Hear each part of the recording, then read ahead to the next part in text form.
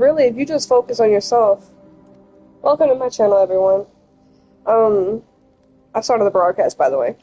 If you just focus on yourself, everything that you want for yourself will find its way to you. I promise. I believe that everything happens within time. No, time is not the only factor. You have to do the spiritual work to be a better person, or you're not going to get any rewards. Time does not matter. If time mattered, Susie would be in a better position than she is now. Don't you agree? Mm-hmm. I feel like she would be. I feel like the trajectory that she went on, she could have easily gone in the opposite way and been just as high up as she is down. Does that make sense? Like, you know those graphs that have the U shape? Mm-hmm. She, instead of going from the symmetry point to the positive side, she went on the opposite negative side. She reached a point in her life, and I'm not her. I didn't live her life, so I don't know what that pivotal point is. But at some point, she reached a pivotal point where she could have changed her life for the better or changed it for the worse, and she did not change it for the better. She did not make the amends that she could have made. She did not make the changes she could have made. If she did, you wouldn't be wanting to leave when you turn 18. You would be like, you know what, I'm going to stay here while I'm in college. That's what you would be thinking if she did any work on herself.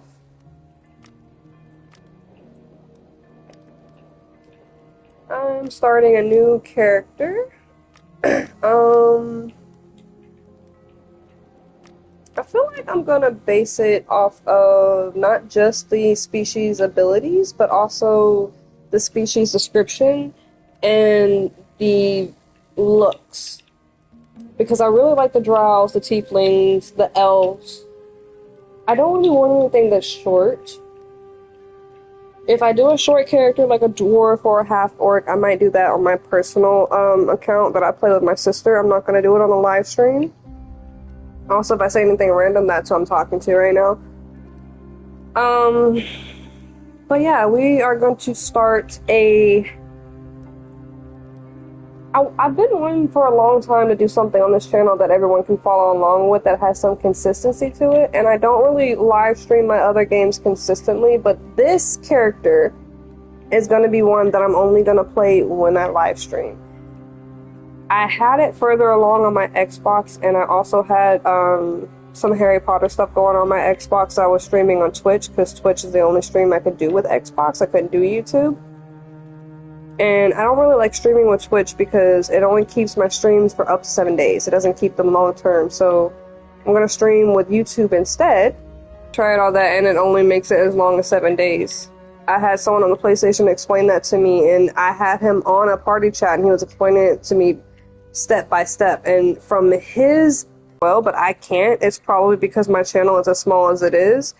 And the games that I play are games that have characters that you can level up with and stuff, and I want to keep my progress showing so they could follow along from start to finish, so I'm just not eager with doing gaming streams with Twitch.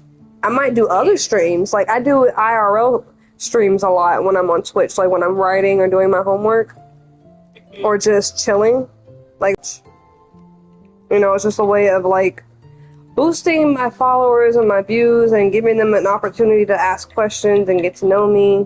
Sometimes I sing on there, people like that. But with YouTube, I want to focus on my gaming and my books mostly. When I have money to invest in FM, I'm going to do some perfume box openings. You know, I have just different ideas for the platforms, that's all.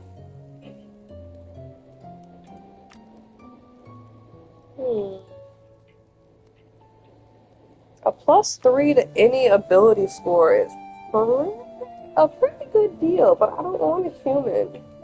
I really just don't. Half-orc is human and orc. They have best qualities of both.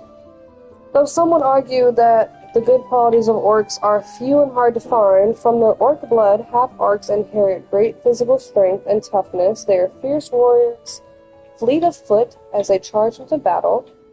Their special abilities are Furious Assault, Ability Scores, and Swift Charge. Furious Assault is your critical severity is 5% higher than that of most species, causing you to deal more damage when you deliver a critical strike, which could come in handy for any class, pretty much. Ability scores grant you in Constitution or 2 in Strength. So you get +4 overall, and you get +4 with the other one too, but you get +3 with the other one. With humans, you gain 1% all of your ratings, offense, and defensive traits, but you only get 3 abilities to any score, and I'm assuming it's any one score, or you could give 1 to each, or 2 to one and 1 to the other, versus, at least with the half-orcs, you get a plus to 2 different things. 2 pluses to 2 different things. Swift Charge, you gain a 10% bonus to movement speed for 3 seconds when you enter combat. This effect can only occur every 20 seconds. Oh, I think I told you too, this is the game I used to play with one of those autistic people that I told you about. Well, I think his disability was autism. I think. I'm not 100% sure, but he was the nicest person I ever met, in my opinion. And really talented, but I feel like he was in a position where he was limited. I won't say stuck, because he might have upgraded since then, but I feel like he was very limited. You know, his money was controlled by someone else because of his situation. They felt like he couldn't control his own fund, when he's very smart mathematically. Hold on. And very responsible. I know. Oh, here, I'll send it. Alright, bye.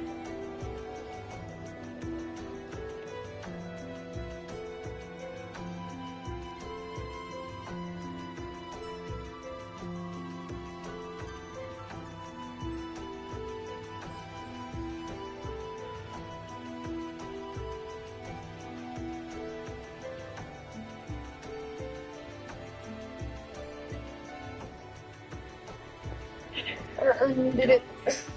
Their forest of lands using stealth and deadly arrows from the trees. I typically choose rangers, and they specialize in arrows and stuff like that, so this wouldn't really be a bad choice. They build their home in close harmony with the trees, so perfectly joined that travelers often fail to notice they have entered a wood elf community until it is too late. Special abilities. Elven Accuracy, you gain a 5% critical strike. Ability scores, you gain 2 dexterity and either 2 intelligence or 2 wisdom. So the dexterity is the common one. Wild Step, you have a 40% resistance to effects that slow your movement. Beneficial. Especially with that elf mission I was telling you about, the little dude with the red hat that was impossible to beat before. He has this ability that slows you down when you fight him, and I hate that fucking shit. Trying to catch his little fast ass, and I'm going in slow motion.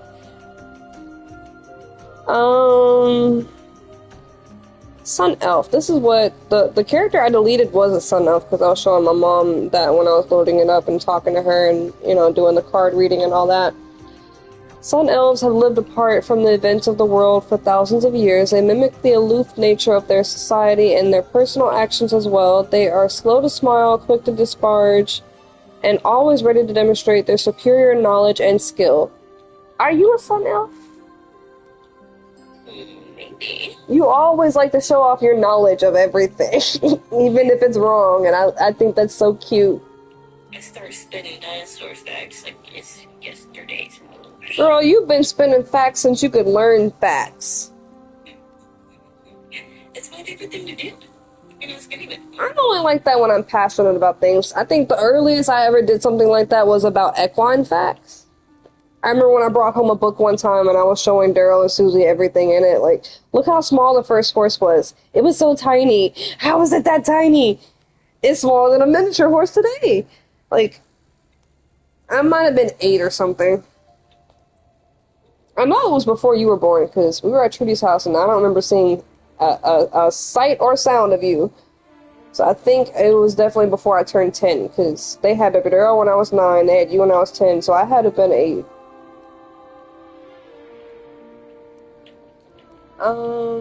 Special abilities, inner calm. Your inner peace and serenity allow you to focus more clearly on the task at hand. Your action point gain is 5% higher than that of other species.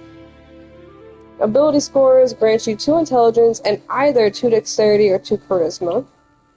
Sun Elf Grace. Your exemplary grace increases your resistance to control effects by 25%. Probably not going to do the dwarf, but I'll read it out anyways. The glory of the ancient dwarven kingdoms lies far in the past, yet these stout champions remain vigilant against the myriad foes arrayed against them, claiming that they steps fully formed from the heart of the world. Dwarves have much in common with the stone and steel they respect.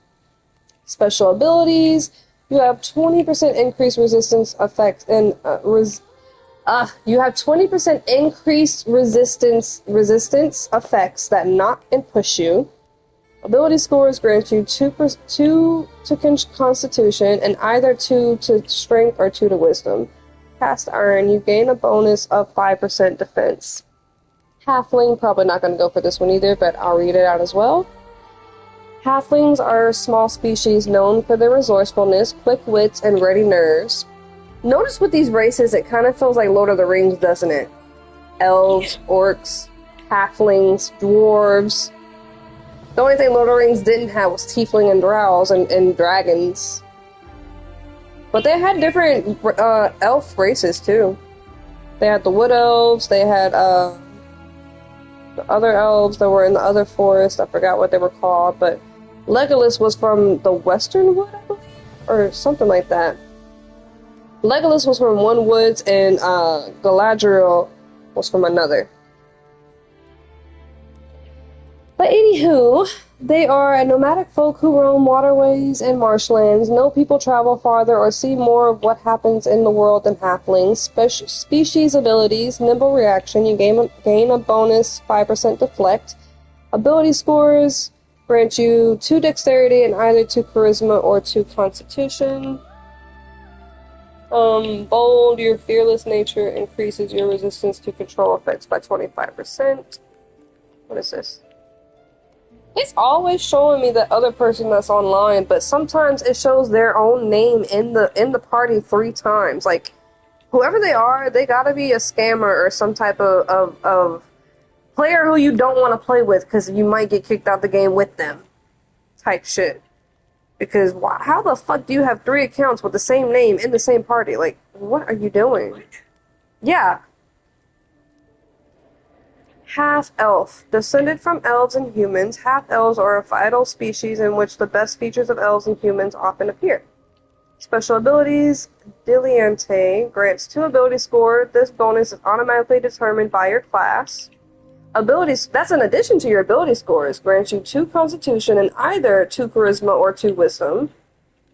Knack for success. Your critical severity, deflect, and gold bonus are 3% higher than that of other species. That's probably why I chose half-elf for my ranger and sun elf for my rogue. Because the last time I was on a PlayStation playing this game, that's what I had. I had a sun elf character and I had a half-elf character, and one was my ranger and one was my rogue. I remember now. On the Xbox, I had tiefling and drow, or that was the goal. And then I got rid of my Xbox. Tiefling. Plagued by a dark and sinister heritage, tieflings walk through the shadows of their species' past, savoring the darkness or trying to escape it. Sound familiar? Tieflings are scattered through Faerun, littered geographically and a reminder of distant times when devils and demons exerted an active influence over the land. Species abilities. Blood Hunt. You deal an additional 5% damage to targets below half health. Ability scores grant you 2 charisma and either 2 constitution or 2 intelligence. Infernal Wrath. When you receive damage, you have 10% chance to apply Infernal Wrath to your attacker for 5 seconds. This effect reduces the damage of the target's attacks by 5%. Drow. are a decadent species of dark elves whose beauty and sophistication fail to mask hearts all too often stained in evil. The vast majority of dark elves base their behavior and attitude on the worship of chaotic evil goddess Loth, also known as the Spider Queen. Drow society is organized into houses. The heads of the most powerful houses occupy leadership positions in various cities of the Underdark, the subterranean realm beneath Faerun that the Dark Elves call home. Special abilities: Darkfire. When attacking a foe, you have 10% chance to apply Darkfire for 5 seconds. This effect reduces the target's defense by 5%. Ability scores grant you 2 dexterity and either 2 charisma or 2 wisdom. Home defenses, you gain a bonus of 5% deflect severity. Based on everything I have read, I honestly feel like, as far as the species description, I'm really loving Sun Elf, Half Elf, and Tiefling more than anything, just because of their own personal background. But, based on the species abilities, I feel like my choices would come down to Half Elf for sure. But I don't know if I'm gonna go with Sun Elf or Tiefling for my secondary character. Half Elf, because it has a 3% higher chance of getting gold severity, critical severity, deflect, and gold bonus when fighting. I want to use that one for my live stream character. But my personal character, I think I'll go with the Tiefling, honestly. Because the Sun Elf abilities are not what's selling me at all. Like, the action point gain is cool. The ability score is no different than the rest, really. But resistance to control effects by 25%, I mean, that includes an array of things, like slowing you down and things like that, but I don't know. That's not really selling me either. And their description doesn't really sell me. So I think for the character I'm going to put in my sister, I'll definitely do the Tiefling. But for the sake of showing you guys, like, how to play this game and, you know, the process from start to finish, I'll design this one and do the other one when I'm not live streaming. So sample powers are shifting, rain of arrows, slasher's arc, and melee stance. That's for the ranger, and that's normally what I go with for this one. So we're gonna go all the way to the top of the list and just go through everything they have.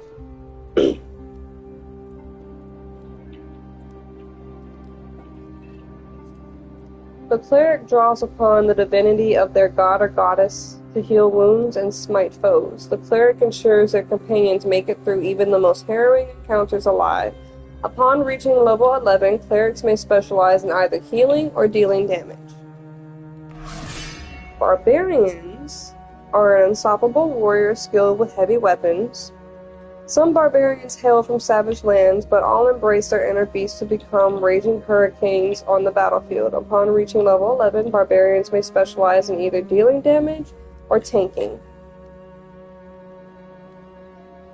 I forget what tanking means, but whatever.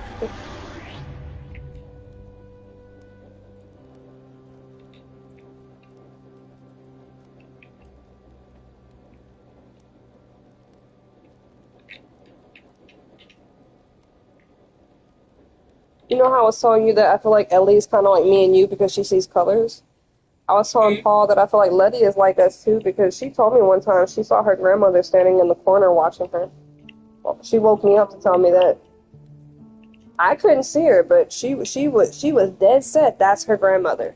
She said, "That's my grandma right there."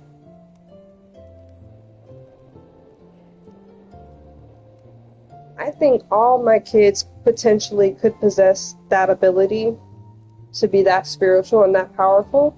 But I feel like for anyone, you first witness your powers as a child, unaware of what it is, unaware of, and not understanding what you're seeing. Like, you may know who you're seeing, but you don't understand that you're seeing someone who's not there.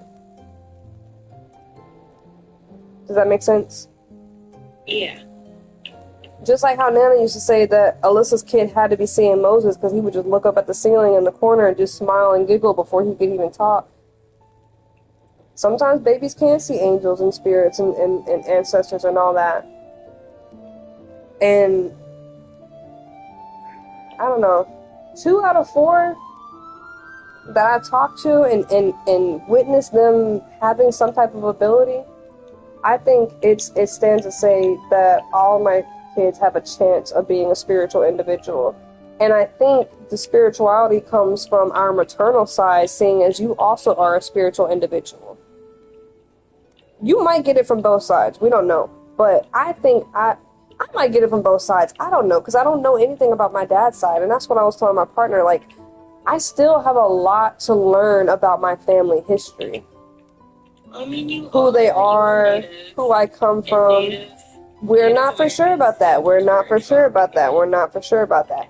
Anna is Native American. That does not mean my dad is Native American. Anna has a different mom than my dad. Now, my dad's mom, her family came from Africa because they were slaves. Africans have a power of their own. That's why I say I could get my spirituality from both sides. I could get my powers from both sides. But the fact that we're so similar and we have so much in common and we reflect so much of each other, I think we share something on our maternal side as well. I don't think it's just about our fathers and their lineage. I think there's something on our maternal side too. I just don't know what. The only thing Susie has ever confirmed is that we're of German descent on her side. So we know that much. We just don't really know our full heritage because we never tested it ourselves, and everyone has something different to say. The only thing that our family can agree on maternally is the German aspect. No one can agree on anything else.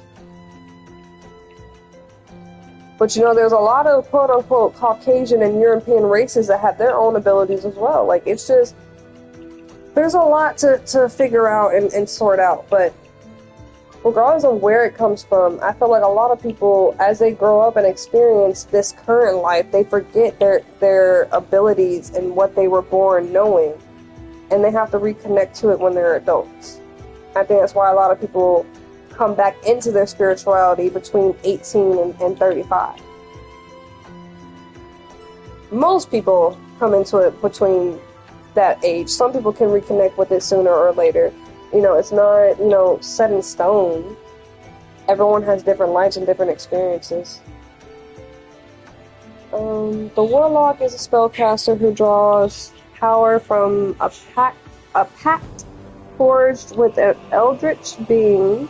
Warlocks weave curses and destructive magics and can even drain the life forces of their foes. Upon reaching level 11, Warlocks may specialize in dealing damage or healing. A Rogue is the master of stealth. I love this one because it allows you to know you're playing the game. It allows you to not get caught off guard, because I'm very blind playing this game a lot of times, and even though some players can see where a trap is at and go around it and not hit the trap, I don't have that ability. Even if if they choose a different character class, they still seem to be able to. I've played with multiple people in multiple parties over multiple years, and they never fail to tell me, watch out for that trap, and they're not rogues, and they see the trap, and I don't see the trap. I have to play with this character in order to see the traps on the floor and the walls. Otherwise, I'm screwed. I'm getting hit with arrows left and right, having to use bandages and healing potions and whatnot, and then stand on a little healing circle. It's I'm live to it, by the way, if you want to watch the game. It's just it's frustrating, for sure. But the rogue is a master of stealth who strikes from the shadows with deadly precision. Rogues are athletic and nimble fighters who outmaneuver their foes before cutting them down to size. They specialize in dealing damage. The fighter is a warrior who places themselves in harm's way to protect their allies. Sword in hand and shield held steady, the fighter shrugs off devastating attacks and retaliates with a vengeance. Upon reaching level 11, fighters may specialize in either tanking or dealing damage. The Bard, which I feel like would be the perfect class for you, Missy. I'm going to show you, because I'm turn the camera around, you're going to see what I'm talking about. Look. Does that not look like a you character? Okay, but it does.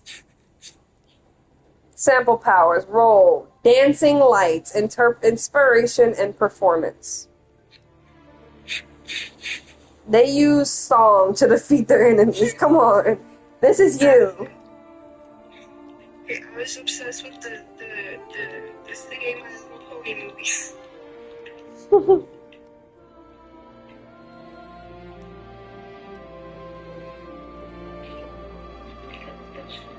A versatile adventurer, the bard commands the power of song to be a powerful healer or a stylish combatant. Regardless of their path, it is a bard's ability to perform that determines how far they can go. Upon reaching level 11, bards may specialize in either healing or dealing damage. Paladin.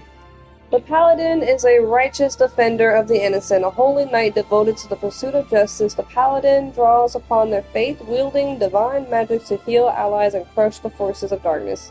Upon reaching level 11, paladins may specialize in either tanking or healing. Excuse me. Ranger is a world-wise wanderer versed in archery and melee combat. They unleash a hail of arrows on foes from afar before closing the gap and finishing them off with close-range attacks. Rangers specialize in dealing damage. Because of the whole arrow component, this has always been my favorite second class. But again, for this sake of this character in this stream, we're gonna go with the rogue.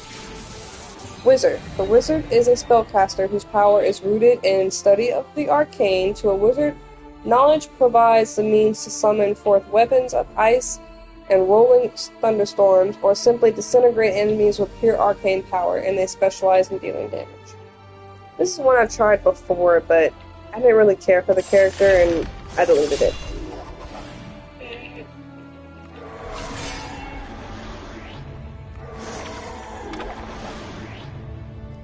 Now we're going to assign our special bonuses.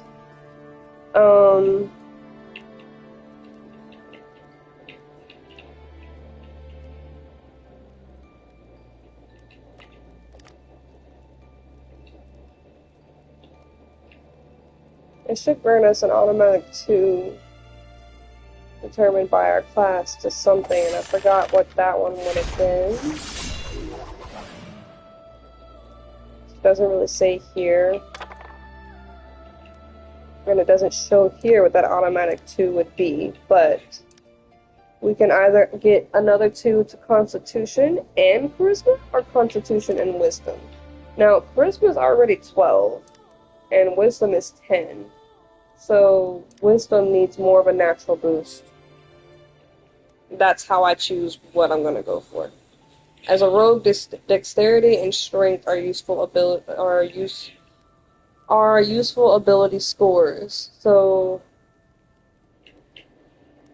I want to say dexterity is probably what it got a boost to, or maybe it got a boost to both of them, since those are the scores determined by the class. I would assume those are the scores determined by the class, since those are the ones listed up there. Because there has to be a way to know what that extra 2 would have gone to. And if it didn't go to one of them, it went to both of them. But we're going to choose our bonus to be Constitution and Wisdom. And now we're going to customize our appearance. You can select a preset and choose Customize to further personalize the appearance, or press X to move on with character creation. So, I want to zoom in, get a closer look at the face.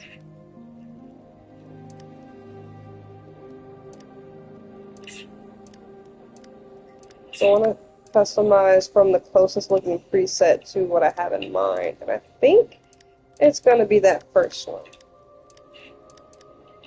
Yeah, we're going to customize from this one. I think we should start with the body.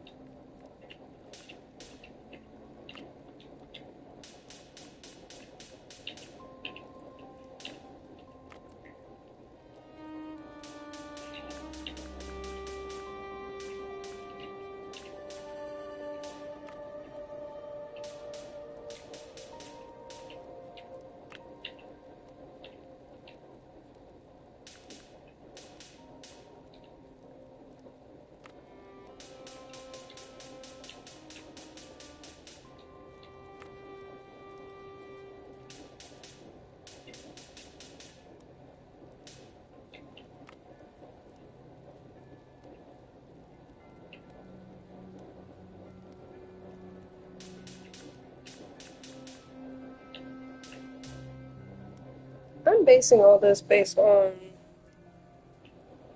the image in my head of what I want the character to look like. Like, I don't really like big feet. I don't really like big hands. Well, on a woman, anyways. I wish I could make the arms longer, but that's the max length I can make them. So, what I get is what I get. I made the legs a little bit longer than the preset, but not really too long. I made them thicker and not. Like I said, I wish I could adjust more, but as you can see, I maxed out quite a few things. I don't really care if she's heavy or slim, so I'll leave that as toned. Base scaling. Now we're going to go back to her head. And we can put the armor back on, so it won't matter.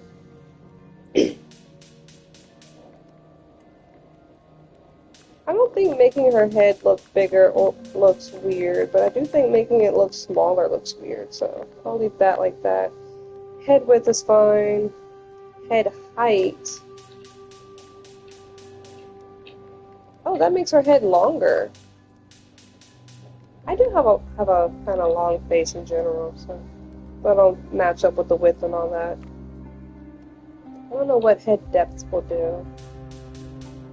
Oh, it brings it out more. I think that's good. Cheek size.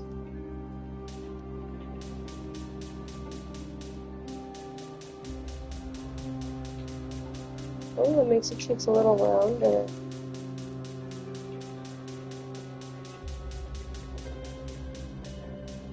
Neck length. A little bit taller. Eye size. I like them big ol' eyes. Eye height, not gonna mess with that, or the spacing. Brow width looks fine. Brow height. Could stand to be a little spaced from the eyes. It's kind of touching the eyes. I don't like that.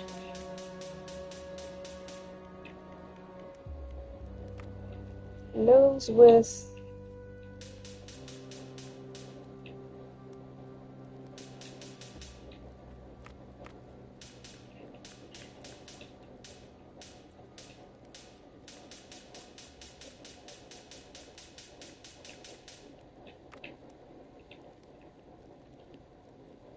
Bridge width.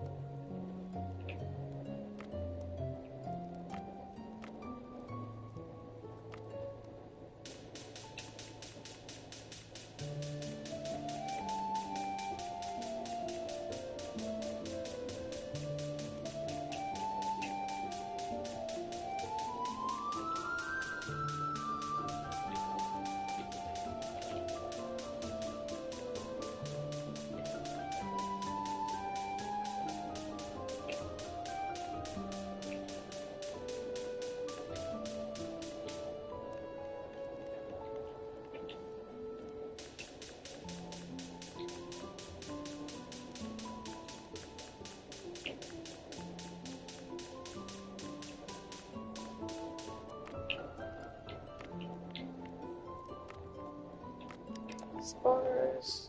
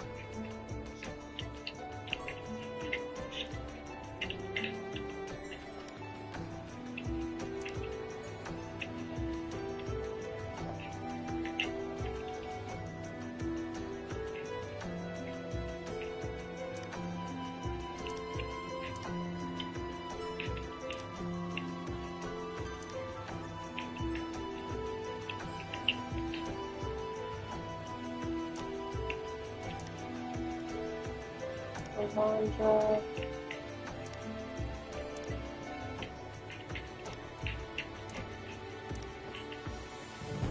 Law of Winter, Law of Sunsets, Law of Storm, Crescent, Cyric, Deep Winter, Gothic, Iban, Elk, Grey Wolf, Great Worm, Griffin, Saline, Moon, Isom, Summertide, and 1, 2, 5, 4, 3, 6, 7, 8. Thunder Beast, Free Blows, Free Face.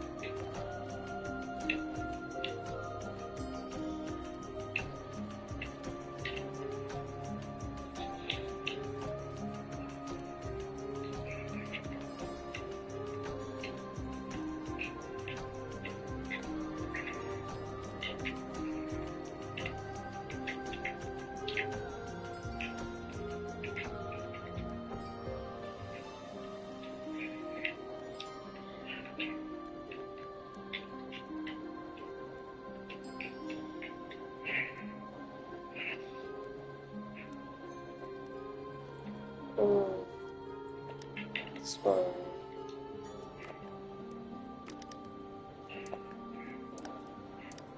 I'm gonna call that eventually and tell me what right daily today. That would be good. I think you should call him more often than you do, since you said the other date you don't really talk to him as much as you would like. I kind of forget about it, and Father's Day is tomorrow, so. Really? I'm pretty sure that's what I was told, that it was on Sunday. Is it tomorrow, Sunday?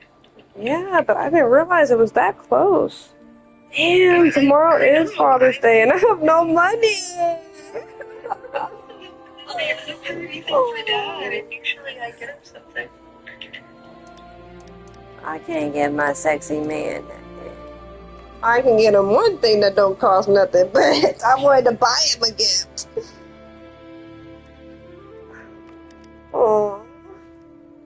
I was so sure this was going to be the year I had extra money. Still have no money.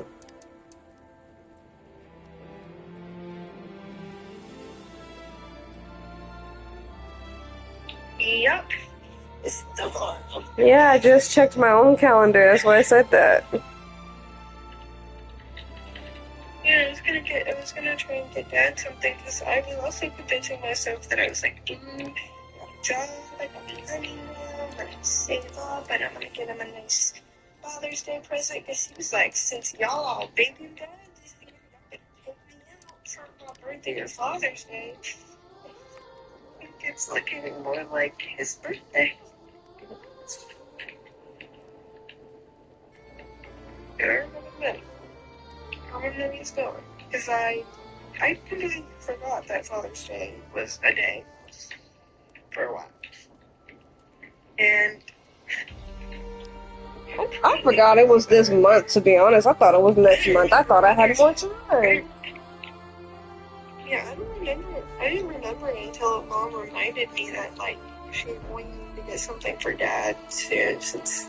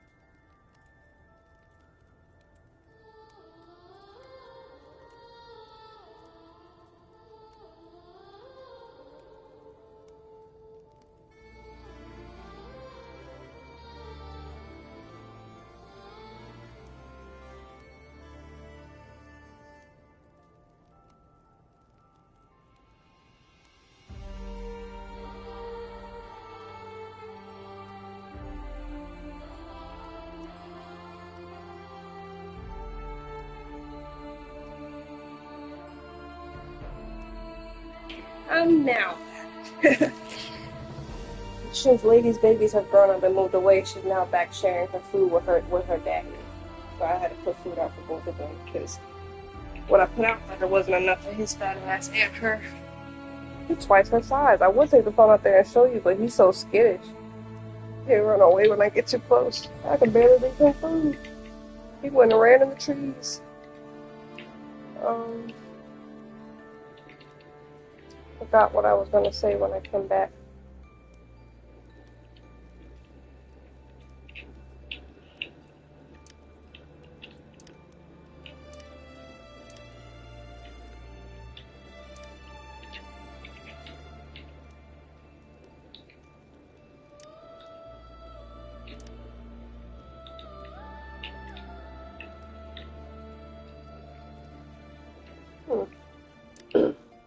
I sure forgot what I was gonna say. I had a thought and then I lost it.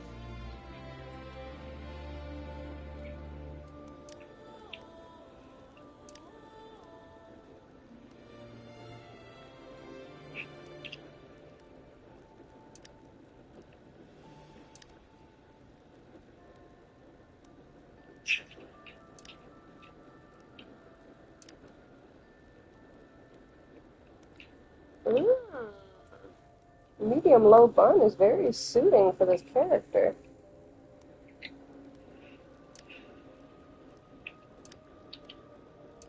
And it's different from what I usually pick.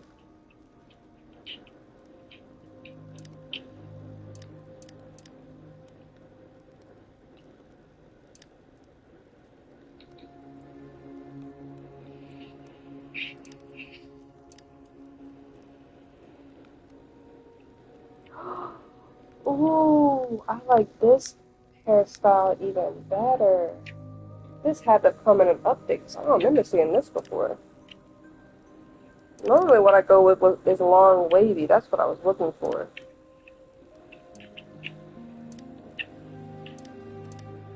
But I think what I'm gonna do, sometimes I do long straight too, depending on the character and how it's made. We're going with this one.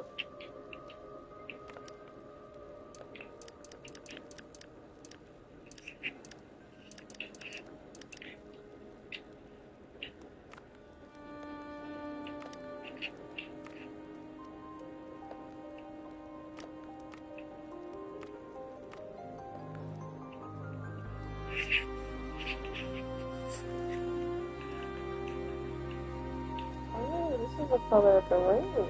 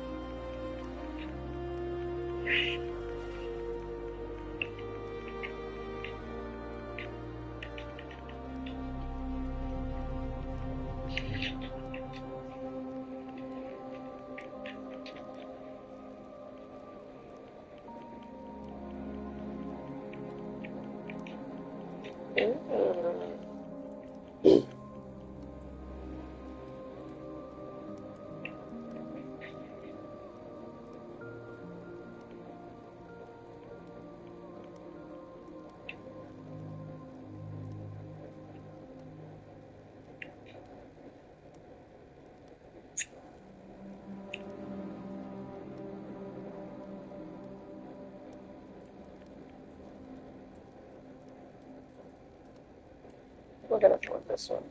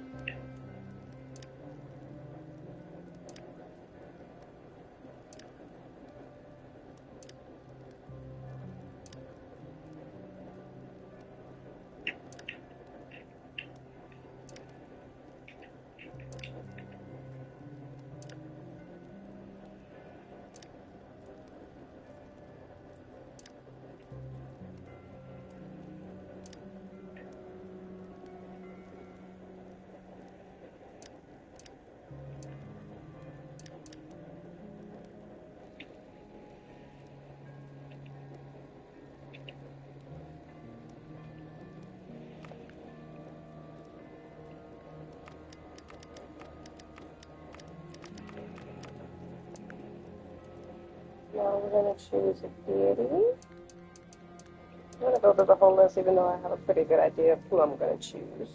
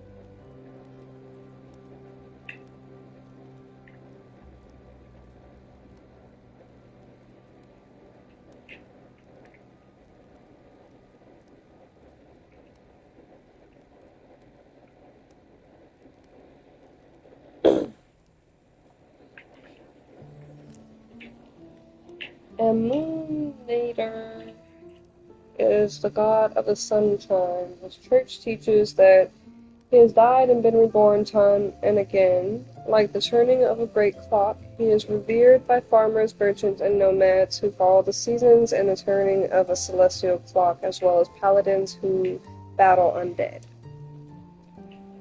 Bahamut is the primordial dragon god of justice. Despite being locked in an eternal struggle with Tiamat, queen of the chromatic dragons, he prefers enlightened diplomacy over needless combat. Legends say that he is the source of all metallic dragons, with aspects that span entire realms of existence. Shantia, whatever, is mother of Toril, and she oversees the interactions of sentient mortals with the natural world. She draws worshippers from all who depend on the land for their livelihood, including farmers and villagers who live close to the land and druids who tend to the wild reaches. Shantia is a kindly goddess who nurtures and feeds the world. Corellon is a skilled warrior and the father of the elven species, who were born of the blood he shed in his epic battles with Grumsh, or whatever. Corellon is worshipped by the elven species and half-elves, as well as those who work magic. He is a benevolent protector of his followers and is focused on long-range goals. Gond, the Wonder-bringer, is the god of artifice, craft, and construction. He is revered by countless artisans in Faerun, many of whom see him as the pinnacle of innovation and creativity. Smiths, engineers, and inventors often travel the world and spread his blessings by offering their services. Lyra, otherwise known as the Lady of Deception, is the patron of liars and con artists. Her following is notoriously small but dedicated, with the most devout of her worshippers being practitioners of illusion magic. Some claim her presence can be felt in the midst of that obscure truth from light. The Morning Lord is a deity of many splendors, known to represent spring, dawn, self-perfection, conception, vitality, youth, and renewal. Those who worship Lathander find inspiration in new beginnings, often seeking his blessings prior to a wedding, a new civic project, or the arrival of a newborn child.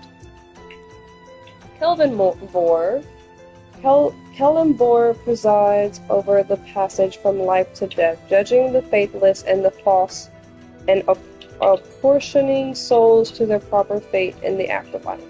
His followers are drawn from those who find comfort in the natural transition from life to death, and those who battle undead and the practitioners of necromancy wherever they might be found. Kelembor's absolute fairness, firm hand, and steady grace bring comfort to those who lose a loved one. Ilmater, known as He Who Endures, Ilmater is a god of perseverance and martyrdom. He represents compassion and hope for all who suffer in life. Clerics and monks who follow the gods see him as a humble, selfless figure who would selflessly take on the world's pain and make it his own were it possible. Helm is the god of protection and unerring gaze of vigilance. Many knights and paladins who pledge their lives to being an honorable guardian bear his holy symbol on their armor. Those who worship Helm have a reputation for being clear-headed and true to their word.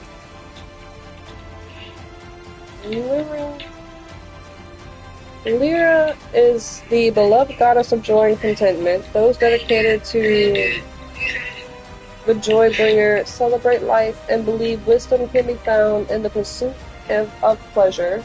She is considered a divine gift by her followers, who are known to dress in brilliant colors and revel in all the happiness that Faerun has to offer. Mask is a trickster god, known for his constant scheming and searing wit.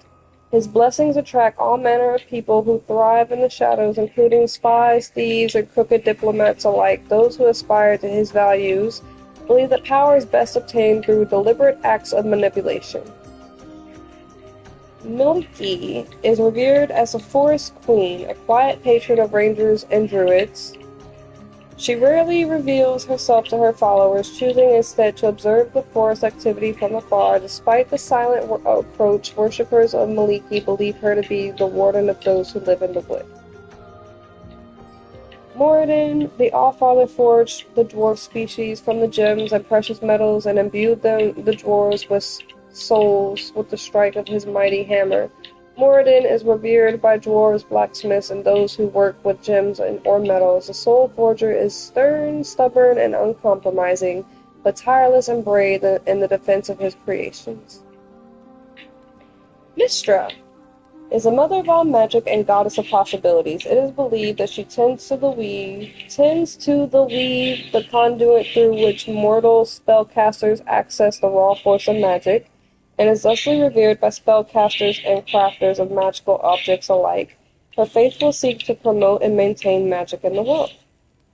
Soon is the mistress of beauty and tender emotion. She is revered by artists, lovers, and gallants drawn from the ranks of humans, elves, and half-elves. Despite her flirtatious, loving nature, the Lady of Love holds herself aloof, pledging her heart only to her faithful. Sylvanas, the Forest Father, or Tree Father, is a lord of nature in all its wild splendor. He is worshipped by druids, rangers, hermits, and others who dwell in the wilderness. Sylvanas is wild and unpredictable, given to tender acts of mercy and wild bouts of savagery. Selûne, the goddess of the moon, governs the ebb and flow of tides and comforts the world with her silvery glow in the black of night. She constantly battles the darkness of her sister Shar. The ranks of Selûne's faithful include mariners, travelers, and those who seek comfort in the night. Selûne is kind, caring, and ageless, ever waxing and waning in power.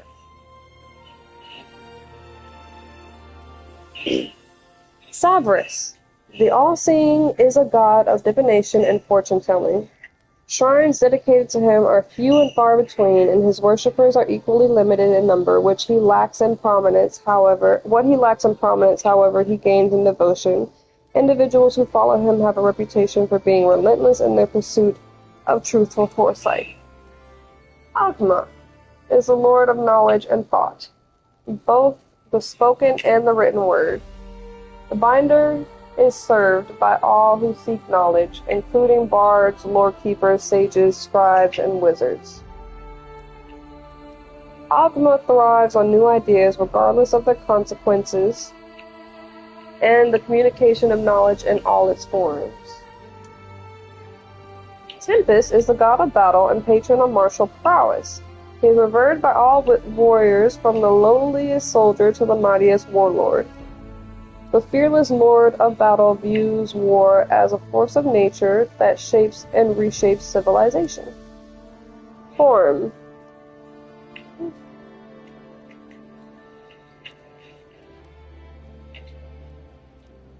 The loyal Fury is the god of law, dutifully upholding the strictures of civilization.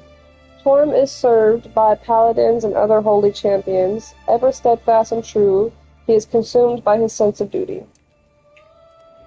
Tymora, known as Lady Luck. Tymora is the goddess of good fortune. Those who seek good luck or want to express thanks for having received it pay homage to this Tymora. Tyr. Tyr is a god of law and justice. Known as the main god, he is regularly portrayed as a literal representation of blind justice, with no eyes and a missing right hand. Those who follow in his footsteps believe that all sentient creatures should live truthfully and follow an honorable code of ethics. I like that one. Yondala. Yondala, the nurturing matriarch, is known as the creator of the halfling species. Her creations see her as the inviting presence felt in fields, streams, the weather, or the loving embrace of a friend.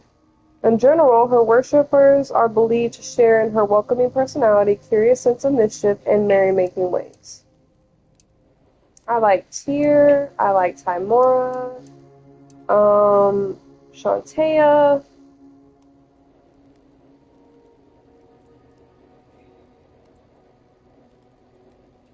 But I think Tymora would have the best effect on the game. I know it says it has no effect on the gameplay, but it actually does affect when you receive your daily blessings. Some of them, like Tymora, if you receive all of your daily blessings within a 24-hour period, you get a bonus. So for the live stream's sake, I'm going to choose Tymora as my character's deity affiliation / religion. But for my personal account, I think I would probably go with something like Tyr. Or maybe even... Where is it at? Not Maliki. It was one of them. What was it?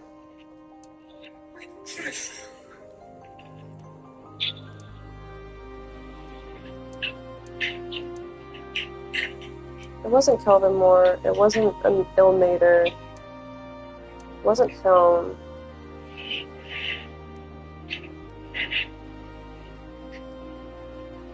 Lyria is Lyria is pretty nice. I like that one. So Shantaea, Lyria.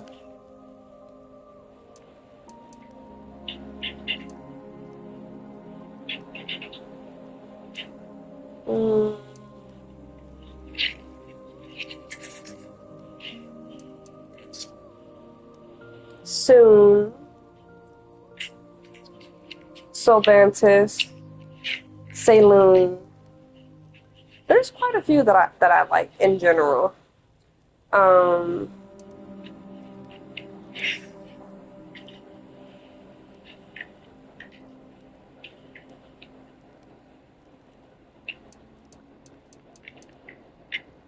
I think it might just be those 5.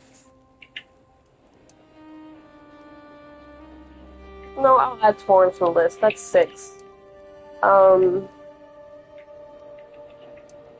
There's 6 I like in general, but for the live stream, I'll just choose Tymora. I think Tymora has the best effect on the game. I think Tymora is the only one that really has any type of effect on the game. But, yeah. If there were a way to have 7 characters total, that would be my list that I would choose from.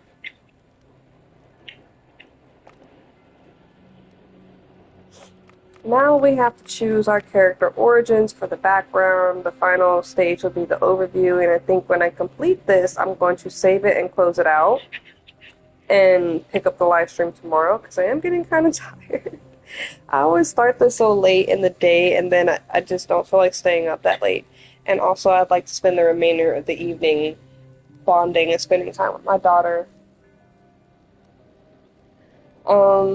This section is for flavor, it has no effect on the gameplay. It doesn't have effect on the gameplay, but it does give you certain things to talk about with certain characters. Like, some characters might be from the same origins, so you would be able to there's just character dialogue that more it affects the character dialogue between you and certain what do they call them? NPOs? Background characters, whatever. NPCs? Yes, NPCs. It affects like the conversation you can have with them. It gives you more or less questions you can ask them. It affects the type of answers that you're able to give, things like that. So it doesn't really affect the gameplay, but it does affect like the things you can learn and who you can learn them from. I'll say that. Neverwinter is home to a hardy and creative people who have rebuilt their city in the wake of the eruption of Mount Cottonelle. While still a shadow of its former glory, the city shows why it is called the City of Skilled Hands.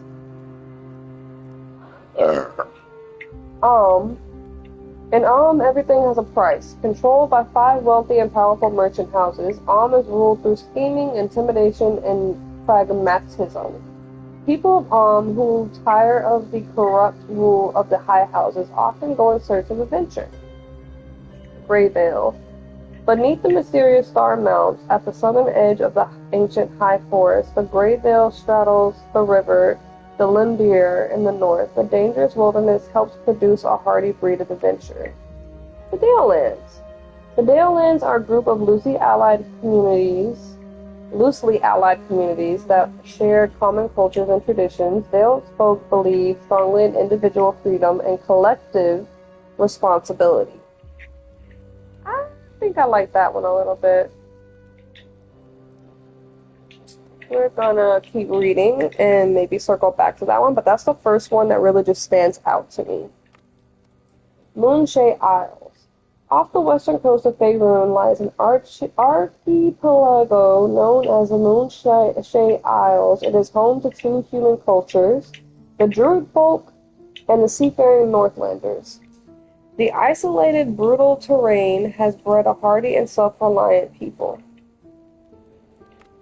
Netheril. The Empire of Netheril has risen from the desert sands of Anauroch, a land wreathed in shadow that dominates the northern reaches of Faerun. The Netherese claim a long and ancient history for their country.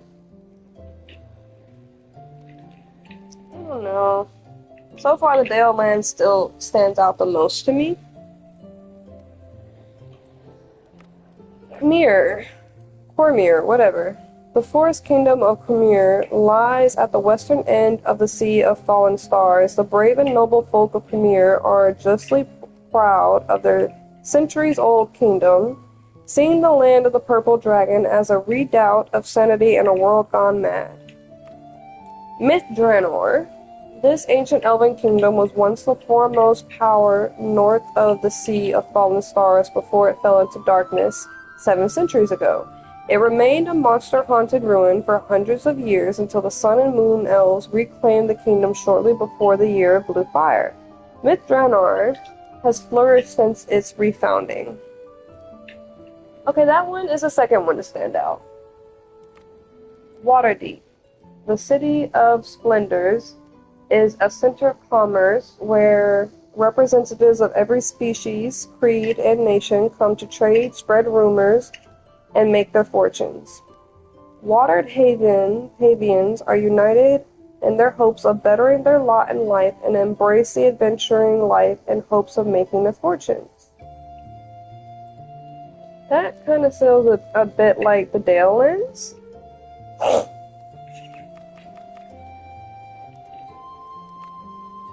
No, that sounds more like Greyvale.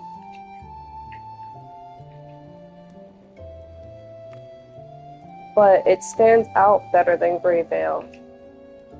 So far my list is Dalelands, Myth Draenor, Greyvale.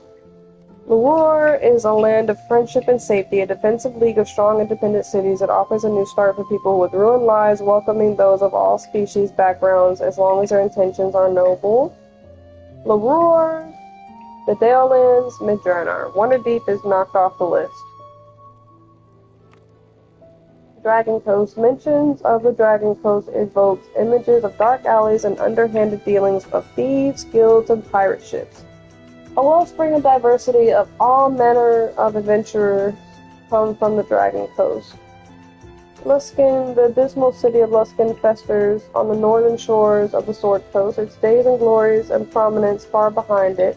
A magnet for freaks, cast-offs, and fugitives, Luskan replenishes its dying population with a steady stream of exiles fleeing justice or persecution. Most people who end up in Luskan soon look for a way out, a chance to escape a pointless death at the hands of madmen, friends, or worse. Oh, that kind of sounds like the opposite of Luror.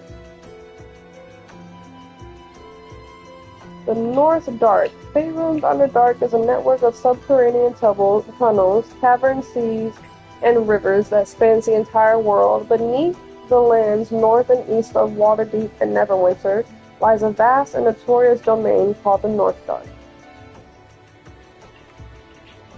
Baldur's Gate is a city of opportunity and fair laws. The city prides itself on being an open place where anyone can become a citizen or start a new life, regardless of species or background. Adventurers from all walks of life come from Baldur's Gate, where opportunity waits on every corner.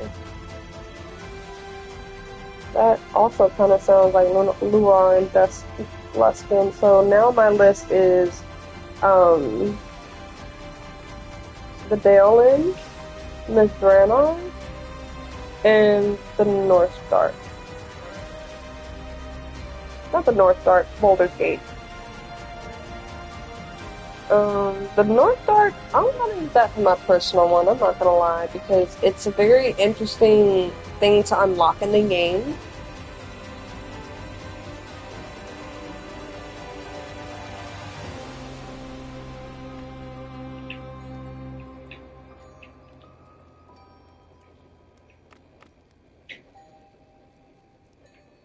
Actually, no.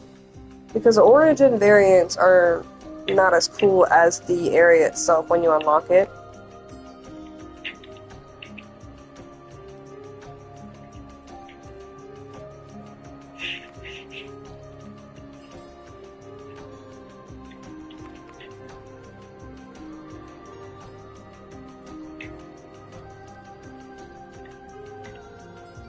I don't like Baldur's Gate either, upon exploration of it.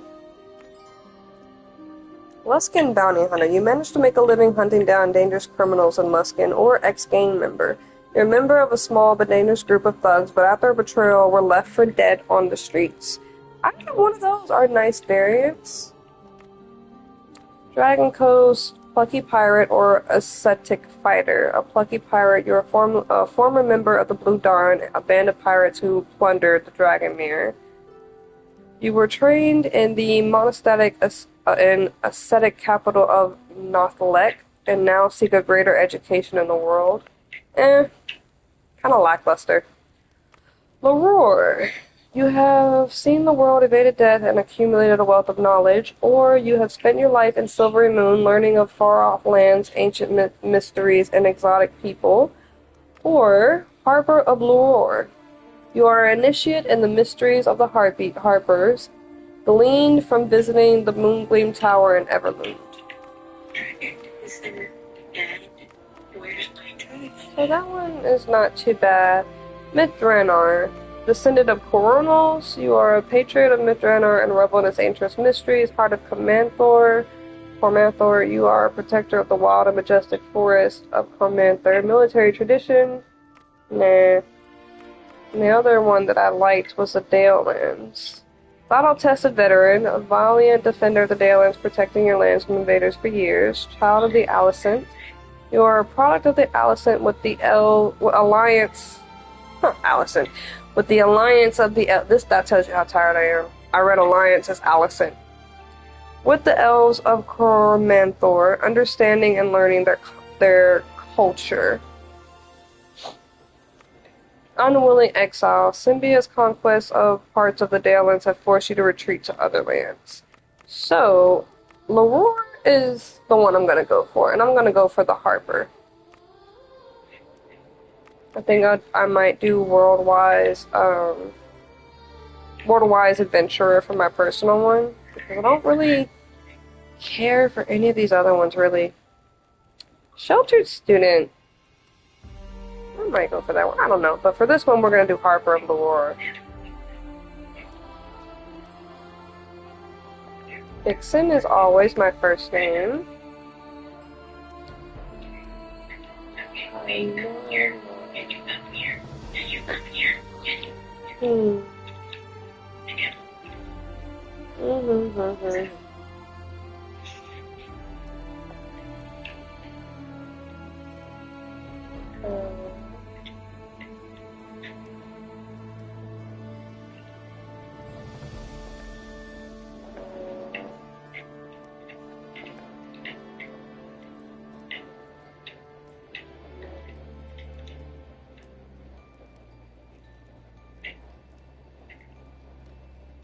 Memoria.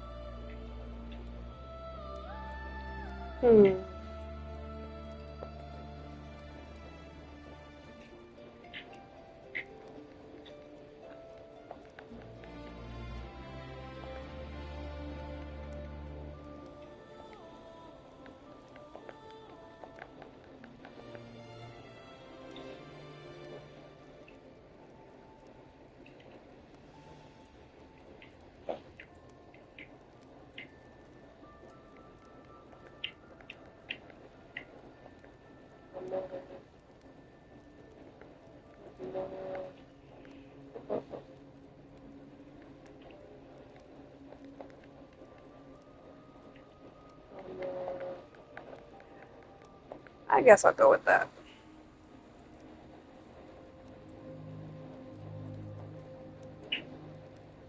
And there you have it. She's been created.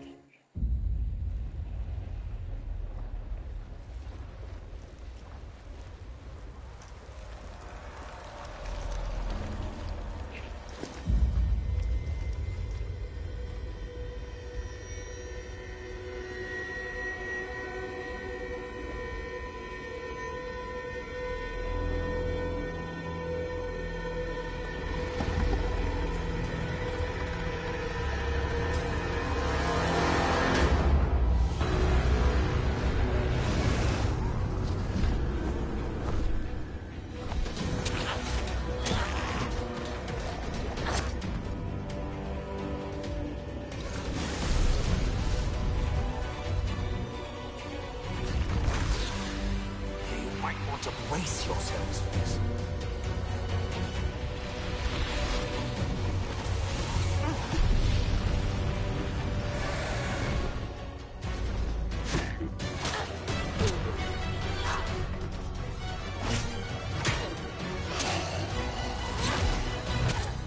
Well, that didn't go so badly. Get his attention.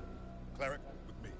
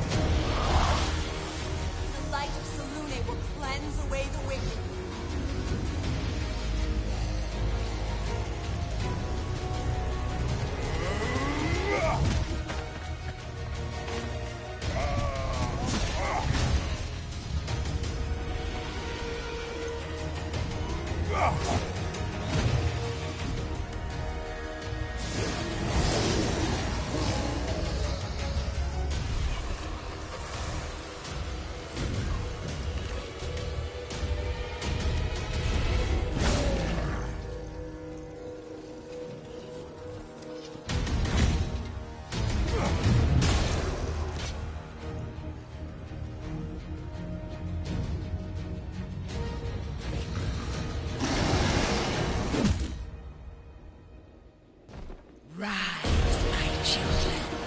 Rise and feed upon the living.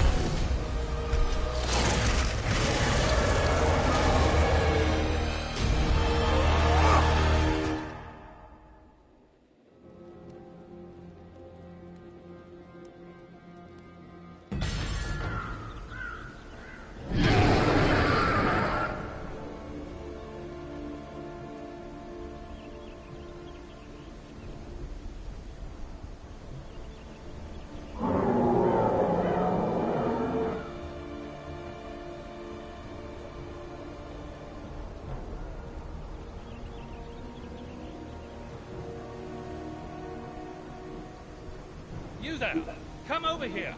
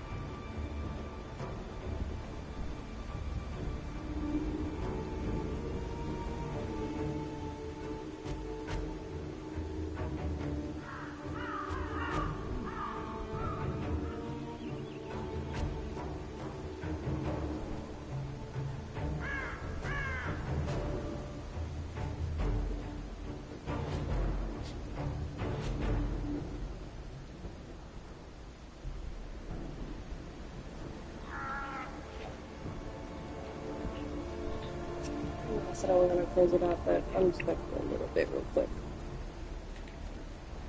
So you could still walk. You were in bad shape when we pulled you from the front line. I don't know how I feel about untested adventurers volunteering their aid in this fight, but my men need all the help they can get. That blasted Dracolich is tearing through our ranks. Protector's Enclave needs reinforcements. Fight your way to the Sleeping Dragon Bridge. If you see a particularly imposing tiefling, that's Makos. Do what you can to aid him. Before you go, make sure to arm yourself for the trials ahead.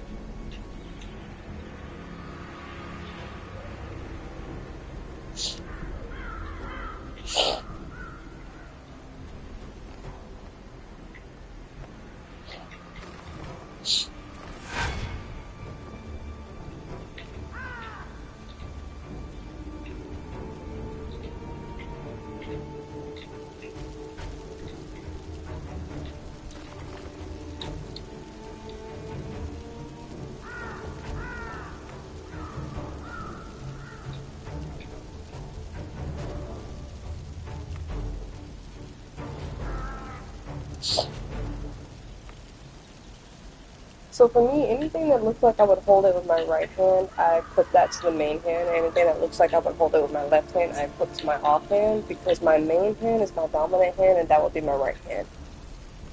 Even though it's a game and it's not a reality, that's just how I equip my weapons, since there's really... It always asks you which hand you want it in, but there's really... It doesn't really make a difference. It's just whatever your personal preference is, and that's what my personal preference is.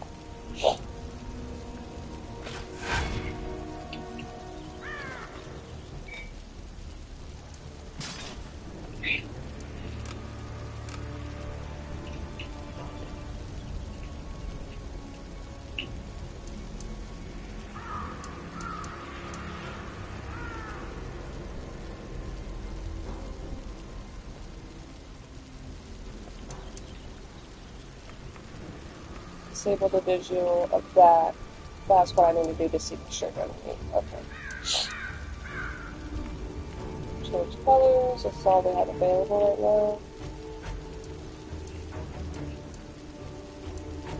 now. As you can see, there's really no accent for this shirt. It doesn't even matter what you set it as.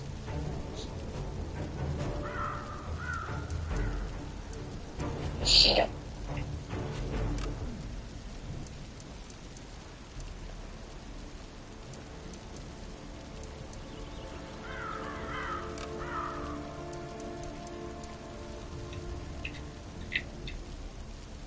That's what I'm going to set mine as.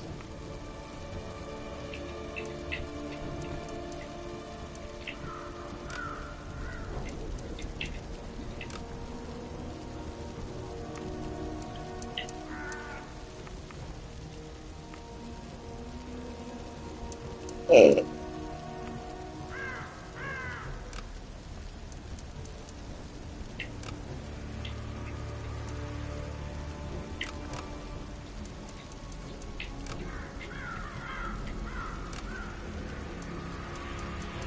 So the accent for the pants is pretty much a stitch skirt. That's it.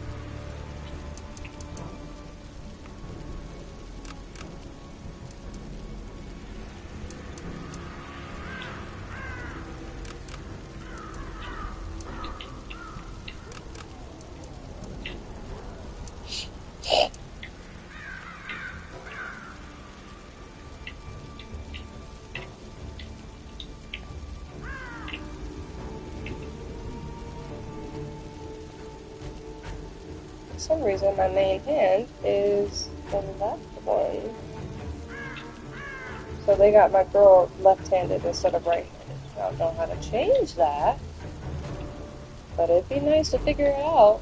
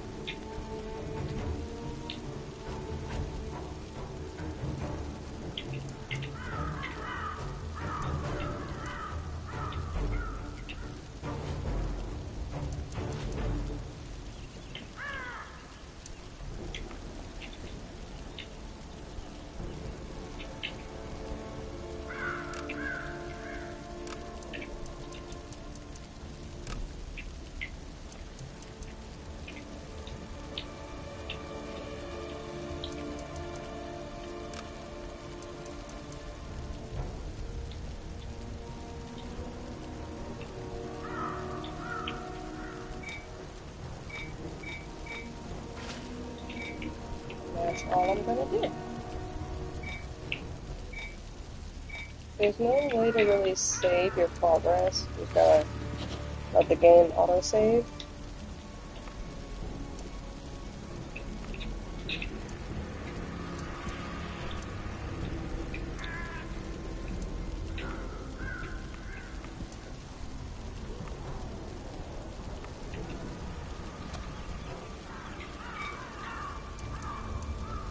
I'm actually not gonna go there.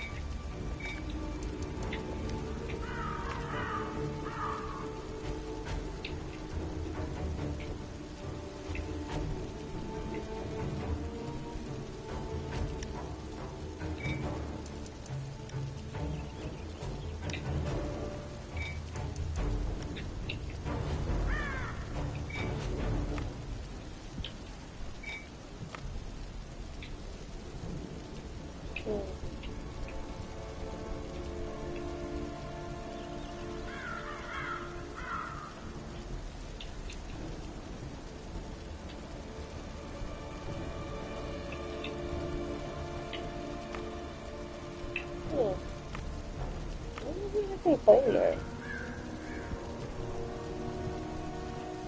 Here's my already completed a smaller work for you, but this mail more work will come your way at a later date after filling out the survey. Oh, I need a postal carrier to get that. Okay. Cool.